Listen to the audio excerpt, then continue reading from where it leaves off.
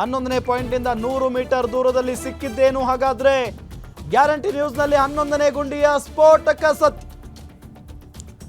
11ನೇ ಗುಂಡಿಯಲ್ಲಿ ಸಿಕ್ಕಿದೆಯಾ ಮಹಿಳೆಯ ಕಳೇಬರ? 11ನೇ ಪಾಯಿಂಟ್ನಲ್ಲಿ ಹರಿದ ಕೆಂಪು ಸೀರೆ ಸಿಕ್ಕಿರೋ ಮಾಹಿತಿ ಇದೆ. ಮಹಿಳೆಯ ಕೆಂಪು ಸೀರೆ ಸಂಗ್ರಹಿಸಿದೆಯಾ SIT ತಂಡ? ಹಾಗಾದ್ರೆ ಅಸ್ಥಿ ಪಂಜರ ಹೊರತೆಗೆಯಲು ಉಪ್ಪು ಬಳಕೆ ಮಾಡ್ತಿದ್ದಾರಾ? 11ನೇ ಗುಂಡಿ ಸಮೀಪ 4 ರಿಂದ 5 ಉಪ್ಪಿನ ಮೂಟೆಯನ್ನ ಹೊತ್ತೊಯ್ದಿದೆ ತಂಡ. ಕುತೂಹಲ ಮೂಡಿಸಿರೋ 11ನೇ ಗುಂಡಿ ಆಗೇತ ಕಾರ್ಯ. 11ನೇ ಪಾಯಿಂಟ್ನಿಂದ 100 ಮೀಟರ್ ದೂರದಲ್ಲಿ ಏನು ಸಿಕ್ತು ಹಾಗಾದ್ರೆ ಅನ್ನೋದು ಈಗಿರುವಂತಹ ಪ್ರಶ್ನೆ. ಸ್ಫೋಟಕ ಸತ್ಯ.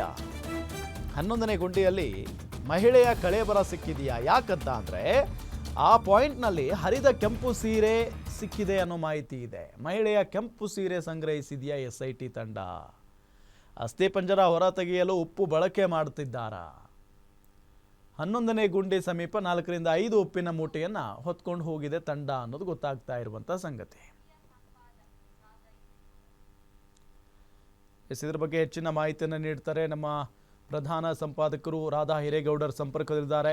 ಮೇಡಮ್, ಈಗ 11ನೇ ಸ್ಪಾಟ್ನಲ್ಲಿ ಅಗಿಯುವಂಥ ಕೆಲಸ ಆಗ್ತಾ ಇತ್ತು, ಆದರೆ ಅಲ್ಲಿಂದ ಬೇರೆ ಪ್ಲೇಸ್ಗೆ ಆತ ಕರ್ಕೊಂಡು ಹೋಗಿ ಇಲ್ಲಿ ಅಗೀರಿ ಅಂತ ಹೇಳಿದಾನಂತೆ. ಅದರ ನಂತರ ಒಂದಿಷ್ಟು ಮೂಳೆಗಳು ಸಿಕ್ಕಿದಾವೆ ಅನ್ನೋ ಮಾಹಿತಿ ಲಭ್ಯ ಆಗ್ತಾ ಇದೆ. ಮೇಡಮ್, ಏನಿದೆ ಮಾಹಿತಿ ಸದ್ಯಕ್ಕೆ? ರಾಮ್, ಮಾಹಿತಿ ಈಗ ಬರ್ತಾ ಇರುವಂತಹ ಅಚ್ಚರಿಯ ಮಾಹಿತಿಗಳ ಪ್ರಕಾರ ತಮ್ಗೆ ಗೊತ್ತಿದೆ, 6ನೇ ಸ್ಪಾಟ್ ಅಲ್ಲಿ ಸಿಕ್ಕಂತ ಕೆಲ ಎಲುಬುಗಳನ್ನ ಬಿಟ್ಟರೆ 8, 9, 10 ಈ ಒಂದು ಸ್ಪಾಟ್ಗಳಲ್ಲಿ ಏನು ಸಿಕ್ಕಿಲ್ಲ. ಇವತ್ತು ಬೆಳಿಗ್ಗೆ 11ನೇ ಸ್ಪಾಟ್ ಏನಿದೆ ಅದರಲ್ಲಿ ಉತ್ಖನನ ಕಾರ್ಯ ಆಗುತ್ತೆ ಅಂತ ನಾವೆಲ್ಲರೂ ಅಂದುಕೊಂಡಿದ್ವಿ. ಆದ್ರೆ ಈತ ಯಾರಿದ್ದಾನೆ ಭೀಮಾ, ಇದ್ದಕ್ಕಿದ್ದ ಹಾಗೆ ಆ 11ನೇ ಸ್ಪಾಟ್ ನ ಮೇಲೆ ಅಂತಂದ್ರೆ ಅದು ಒಂದ್ ಸ್ವಲ್ಪ ಗುಡ್ಡಗಾಡು ಪ್ರದೇಶ ಇದೆ. ಸುಮಾರು ಎತ್ತರಕ್ಕೆ 100 ಮೀಟರ್ ಕರೆದುಕೊಂಡು ಹೋಗಿದ್ದಾನೆ. ಕರೆದುಕೊಂಡು ಹೋಗಿ ಇಲ್ಲಿ ಅಗಿಯೋಣ ಅಂತ ಹೇಳಿದ್ದಾನೆ.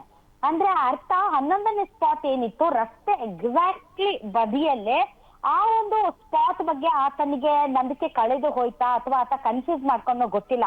ಬಟ್ ನಾನು ರಿಯಲಿ ಅಪ್ರಿಶಿಯೇಟ್ SIT ಅಧಿಕಾರಿಗಳು. ಯಾಕೆ ಅಂತಂದ್ರೆ ಇಲ್ಲಿ ಗುರ್ತಿಸಿದ್ಯಾ, ಇಲ್ಲೇ ಅಗಿಬೇಕು, ಇದ್ರ ಆಚೆಗೆ 1 ಇಂಚು ಆ ಕಡೆ ಹೋಗ್ಬಾರ್ದು, 1 ಇಂಚು ಈ ಕಡೆ ಬರಬಾರ್ದು, ಈ ರೀತಿಯಾದಂತಹ ಯಾವುದೇ ರೀತಿಯಾದಂತಹ ಕನ್ಫ್ಯೂಷನ್ಸ್ ಅನ್ನ ಕ್ರಿಯೇಟ್ ಮಾಡದೆ ಆತ ಹೇಳಿದ ರೀತಿಯಲ್ಲಿ, ಆತನಿಗೆ ತೃಪ್ತಿ ಆಗುವ ರೀತಿಯಲ್ಲಿ ಮತ್ತು ಆತ ಹೇಳಿದಂತಹ ಜಾಗದಲ್ಲಿಯೇ ಉತ್ಖನನ ಮಾಡೋದಕ್ಕೆ ರೆಡಿ ಆಗಿರೋದು ಒಂದು ಪಾಸಿಟಿವ್ ಸೈನ್ ಅಂತ ಹೇಳ್ಬಹುದು. ಗೊತ್ತಿರುವ ಹಾಗೆ ಈಗ ಬರ್ತಾ ಇರುವಂತಹ ಮಾಹಿತಿಯ ಪ್ರಕಾರ ವಿಶೇಷ ತನಿಖಾ ತಂಡಕ್ಕೆ ಇವತ್ತು ಅಂದ್ರೆ ಸೋಮವಾರ ಬಹು ಅಸ್ಥಿ ಪಂಜರ ಅವಶೇಷಗಳು ಪತ್ತೆ ಹಚ್ಚಲಾಗಿದೆ ಅಂತ ಹೇಳಲಾಗ್ತಾ ಇದೆ. ಪೊಲೀಸ್ ಮಹಾನಿರ್ದೇಶಕ DGP ಪ್ರಣವ್ ಮೊಹಂತಿ ನೇತೃತ್ವದ SIT ತನಿಖೆಯಲ್ಲಿ ಆಶ್ಚರ್ಯದ ಅಂಶಗಳು ಹೊರಗಡೆ ಬಂದಿವೆ. ಬೇರೆಯದೇ ಸ್ಥಳದಲ್ಲಿ ಅಚ್ಚರಿಯಂತಹ ಅಂಶಗಳು ಪತ್ತೆ ಹಚ್ಚಲಾಗಿದೆ ಅನ್ನುವಂಥದ್ದು ಇದೀಗ ಬರ್ತಾ ಇರುವಂತಹ ಮಾಹಿತಿ.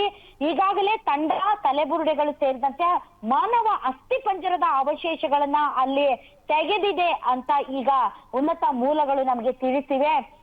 ಭೀಮ ಅವನ ವಿಶ್ವಾಸ ಕೂಡ ಇದರಿಂದ ಹೆಚ್ಚಾಗಿದೆ. ಈಗಾಗಲೇ ತಂಡದಲ್ಲಿದ್ದಂತಹ ಒಬ್ಬ ವ್ಯಕ್ತಿಯಿಂದ ಒಂದು ರೀತಿ ಮಾನಸಿಕವಾದಂತಹ ಕ್ಷೋಭೆಗೆ ಒಳಗಾಗಿದ್ದ, ಒಂದು ರೀತಿಯಾದಂತಹ ಭಯ ಆತಂಕ ಮಾಡಿತ್ತು. ಆ ವ್ಯಕ್ತಿಯಿಂದಾಗಿ ಭೀಮ ಕುಗ್ಗಿ ಹೋಗಿದ್ದ. ಈ ವಿಚಾರವನ್ನ ಆತ ತನ್ನ ವಕೀಲರ ಜೊತೆಗೆ ಹೇಳಿಕೊಂಡಿದ್ದ. ಎಲ್ಲಿ ಉತ್ಖನನ ನಡೀತಾ ಇದೆ ಅಲ್ಲಿ ವಕೀಲರನ್ನ ಹೊರಗಡೆ ಇಡಲಾಗಿತ್ತು. ಅವರನ್ನ ಆ ಜಾಗಕ್ಕೂ ಕೂಡ ಬಿಡ್ತಾ ಇರ್ಲಿಲ್ಲ. ಆದ್ರೆ ಮಂಜುನಾಥ್ ಗೌಡ ಪ್ರಕರಣ ಆದ ಮೇಲೆ SIT ಟೀಮ್ ಅಲ್ಲಿ ಏನು ಮಂಜುನಾಥ ಗೌಡ ಇದ್ದ, ಆತ ಈತನನ್ನ ಅಂದ್ರೆ ಭೀಮನನ್ನ ಹರಾಸ್ ಮಾಡ್ತಾ ಇದ್ದ. ಇದರಿಂದ ಆತ ಮಾನಸಿಕವಾಗಿ ಕ್ಷೋಭೆಗೆ ಒಳಗಾಗಿದ್ದ. ಅದಾದ ಮೇಲೆ ವಕೀಲರಿಗೆ ಈ ವಿಚಾರವನ್ನ ಹಂಚಿಕೊಂಡ ಮೇಲೆ ಈಗ ವಕೀಲರನ್ನ ಉತ್ಖನನ ಕಾರ್ಯ ಎಲ್ಲಿ ನಡೀತಾ ಇದೆ ಅಲ್ಲಿಗೆ ಅವರನ್ನ ಬಿಡಲಾಗಿದೆ. ಇದರಿಂದ ಬಹಳಷ್ಟು ಒಂದ್ ರೀತಿ ಫ್ರೀ ಮೈಂಡ್ ಅಲ್ಲಿ ಆತ ಯೋಚನೆ ಮಾಡುವಂತಾಯ್ತು. ಮತ್ತು ಈ ಒಂದು 11ನೇ ಸ್ಪಾಟ್ ಬಿಟ್ಟು ಆತ ತನಗೆ ಗೊತ್ತಿರುವಂತಹ ಅಲ್ಲೇ ಪಕ್ಕದಲ್ಲೇ 100 ಮೀಟರ್ ಎತ್ತರಕ್ಕೆ ಇರುವಂತಹ ಸ್ಥಳಕ್ಕೆ ಕರೆದುಕೊಂಡು ಹೋದ. ತಂಡ ಈಗಾಗಲೇ ತಲೆಬುರುಡೆ ಸೇರಿದಂತೆ ಹಲವಾರು ಮಾನವ ಅಸ್ಥಿ ಪಂಜರದ ಅವಶೇಷಗಳನ್ನ ಕಂಡು ಹಿಡಿದಿದೆ. 7, 8, 9, 10ರಲ್ಲಿ ವಿಫಲವಾಗಿದ್ದ ಭೀಮ. ಆದ್ರೆ ಈಗ ಇವತ್ತು 100 ಅಡಿ ಎತ್ತರಕ್ಕೆ ಕರೆದುಕೊಂಡು ಹೋಗುವ ಸಂದರ್ಭದಲ್ಲಿ ಅಲ್ಲಿ ತುಂಬಾ ವೆಲ್ ಟ್ರೈನ್ಡ್ ಆಫೀಸರ್ಸ್ ಇದ್ರು ಕೂಡ ಒಂದ್ ಸ್ವಲ್ಪ ಕೆಲವರು ಕಾಲ್ಜಾರಿ ಬಿದ್ದಿದ್ದು, ಅದು ಇದು ಸಣ್ಣ ಪುಟ್ಟ ತರಚಿದ ಗಾಯಗಳಾಗಿವೆ ಈ ಅಗಿಯುವ ಕಾರ್ಯದಲ್ಲಿ ಅಂತ ಹೇಳ್ತಾ ಇದ್ದಾರೆ. ಸೊ ಈಗ ಸಿಕ್ಕಿರುವಂತಹ ಅವಶೇಷಗಳು ಏನಿದಾವೆ, ಅಸ್ಥಿ ಪಂಜರದ ಅವಶೇಷಗಳು, ಅದರ ವಯಸ್ಸು, ಲಿಂಗ ಮತ್ತು ಆ ಸಾವಿನ ಕಾರಣ ಏನು ಅನ್ನೋದನ್ನ ನಿರ್ಧರಿಸೋದಕ್ಕೆ ಈಗಾಗಲೇ ವಿಧಿವಿಜ್ಞಾನ ಪ್ರಯೋಗಾಲಯ FSLಗೆ ಕಳುಹಿಸಲಾಗಿದೆ. ಇನ್ನು ಮತ್ತೊಂದು ಕಡೆ 1995ರಿಂದ 2012ರವರೆಗಿನ ಅಸ್ವಾಭಾವಿಕ ಮರಣದ ವರದಿ, UDR ಅಂತ ಏನ್ ಕರಿತೀವಿ, ಅದರ ಡಾಟಾವನ್ನ ಕೂಡ SIT ಪಡೆದುಕೊಂಡಿದೆ. ಇನ್ನು ಬೆಳ್ತಂಗಡಿ ಪೊಲೀಸರು 7 ವರ್ಷದ ನಂತರದ ಕೆಲವೊಂದು ಇವುಗಳನ್ನ ನಾವು ನಾಶ ಮಾಡ್ತೀವಿ ಅಂತ ಹೇಳಿರೋದು ಕೂಡ ಈಗ ಒಂದ್ ಸ್ವಲ್ಪ ವಿವಾದಕ್ಕೆ ಕಾರಣ ಆಗಿದೆ. ಒಟ್ಟಾರೆ ಅಗಿಯುವ ಕೆಲಸ ಇನ್ನೂ ಕೂಡ ನಡೀತಾ ಇದೆ ರಾಮ್. ಇನ್ನೂ ಕೂಡ ಯಾರು ಹೊರಗಡೆ ಬಂದಿಲ್ಲ, ಊಟಕ್ಕಾದ್ರೂ ಹೊರಗಡೆ ಬರ್ತಾ ಇದ್ರು. ನೀವು ನೋಡಿ 6ನೇ ಪಾಯಿಂಟ್ ಅಲ್ಲೂ ಕೂಡ ಇದೇ ರೀತಿ ಡಿಗ್ ಮಾಡುವಂತ ಸಂದರ್ಭದಲ್ಲಿ ಅವಶೇಷಗಳು ಸಿಕ್ಕಾಗ ಊಟಕ್ಕೂ ಕೂಡ ಹೊರಗಡೆ ಬರ್ಲಿಲ್ಲ. ಬಟ್ ಶನಿವಾರ ಊಟಕ್ಕೆಲ್ಲ ಹೊರಗಡೆ ಬಂದ್ರು, ಯಾಕೆಂದ್ರೆ ಅವ್ರಿಗೇನು ಸಿಗದೆ ಇರುವಾಗ ಒಂದು ಬ್ರೇಕ್ ತಗೊಳ್ತಾರೆ. ಬಟ್ ಏನಾದ್ರೂ ಸಿಕ್ಕಿದೆ ಅನ್ನುವಾಗ ಅವರು ಯಾವುದೇ ರೀತಿಯಾದಂತಹ ಬ್ರೇಕ್ ಅನ್ನು ತೆಗೆದುಕೊಳ್ಳಲಾರದೆ ಕೆಲಸ ಮಾಡ್ತಾರೆ. ಇನ್ನು 3-4 ಮೂಟೆಯಲ್ಲಿ ಇದು ಉಪ್ಪನ್ನ ಒಯ್ಲಾಯ್ತು. ಅವಾಗ್ಲೇ ಅರ್ಥ ಆಯ್ತು ಡೆಫಿನೆಟ್ಲಿ ಏನಾದ್ರೂ ಸಿಕ್ಕಿದೆ ಅಂತ. ಯಾಕೆ ಅಂತಂದ್ರೆ ಈ ತರದ ವಿಧಿವಿಜ್ಞಾನದ ಕೆಲವೊಂದು ತನಿಖೆಯ ಭಾಗವಾಗಿ ಉಪ್ಪನ್ನ ಜಾಸ್ತಿ ಬಳಸ್ತಾರೆ. ವಿಶೇಷವಾಗಿ ಒಂದು ಈ ತರದ ವಾತಾವರಣ ಅಂದ್ರೆ ಈಗ ಧರ್ಮಸ್ಥಳದಲ್ಲಿ ಇದೆಯಲ್ಲ, ಕೇಳಿಸ್ತಿದ್ಯಾ ರಾಮ್? Yes ma'am.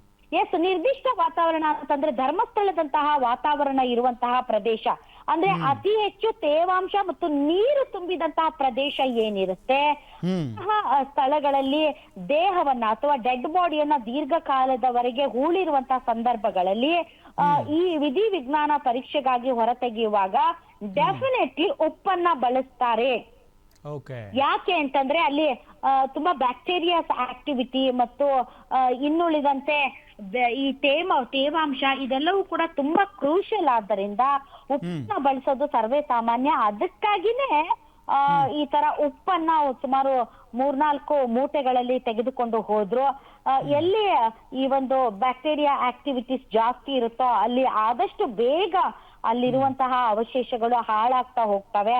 ಹಾಗಾಗಿನೇ ಆ ತೇವಾಂಶವನ್ನ ಕಡಿಮೆ ಮಾಡೋದಕ್ಕೆ ಮತ್ತು ಈ ಒಂದು ಬ್ಯಾಕ್ಟೀರಿಯಾ ಆಕ್ಟಿವಿಟೀಸ್ ಕಡಿಮೆ ಮಾಡೋದಕ್ಕೆ ಉಪ್ಪನ್ನ ಬಳಸ್ತಾರೆ. ಎಸ್ಪೆಷಲಿ ಎಂತಹ ಪ್ರದೇಶ ಅಂತಂದ್ರೆ ಅತ್ಯಂತ ಹೆಚ್ಚು ತೇವಾಂಶ ಇರುವಂತಹ ಪ್ರದೇಶ ಮತ್ತು ನೀರು ತುಂಬಿದ ಪ್ರದೇಶದಂತ ಸಂದರ್ಭದಲ್ಲಿ ಈ ಅಸ್ಥಿಗಳನ್ನ ಹೊರತೆಗೆಯುವಾಗ ಉಪ್ಪಿನ ಬಳಕೆ ಮಾಡ್ತಾರೆ. ಅದೇ ಕಾರಣಕ್ಕೆ ಸುಮಾರು 3-4 ಮೂಟೆ ಉಪ್ಪನ್ನ ತೆಗೆದುಕೊಂಡು ಹೋಗಲಾಯ್ತು ರಾಮ್.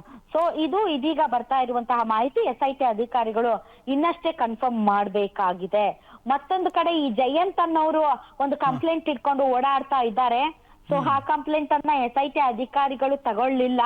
ನೀವು ಧರ್ಮಸ್ಥಳ ಪೊಲೀಸ್ ಸ್ಟೇಷನ್ಗೆ ಹೋಗಿ ಆ ಕಂಪ್ಲೇಂಟ್ ಅನ್ನ ನೀವು ಕೊಡಿ ಅಂತ ಹೇಳಿದ್ರು. ಹೀಗಾಗಿ ಜಯಂತ್ ಇದೀಗ ತಾನೇ SIT ಅಧಿಕಾರಿಗಳು ಅದಕ್ಕೆ ಪೂರಕವಾಗಿ ಒಂದು ಹಿಂಬರಹವನ್ನ ಬರೆದು ಕಳಿಸಿದ್ದಾರೆ ಇನ್ನೊಬ್ಬ ದೂರುದಾರನಿಗೆ.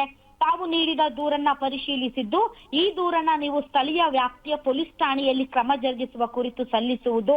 ಸದರಿ ಠಾಣೆಯಲ್ಲಿ ಪ್ರಕರಣ ದಾಖಲಾದ ನಂತರ ಮಾನ್ಯ ನಿರ್ದೇಶಕರು ಮತ್ತು ಪೊಲೀಸ್ ನಿರೀಕ್ಷಕರ ಮುಂದಿನ ಆದೇಶದಂತೆ ಕ್ರಮ ಕೈಗೊಳ್ಳಲಾಗುವುದು ಅಂತ SIT ಟೀಮ್ ಪೊಲೀಸ್ ಅಧೀಕ್ಷಕರು ಜಯಂತ್ ಅವರಿಗೆ ಒಂದು ಹಿಂಬರಹವನ್ನ ಬರೆದು ಕಳುಹಿಸಿದ್ದಾರೆ. ಅವರ ದೂರಿನ ಜೊತೆಗೆ ನೀವು ಧರ್ಮಸ್ಥಳದಲ್ಲೇ ಈ ಒಂದು ಧರ್ಮಸ್ಥಳ ಪೊಲೀಸ್ ಠಾಣೆಯಲ್ಲಿ ನಿಮ್ ದೂರು ದಾಖಲಿಸಿ ಅಂತ.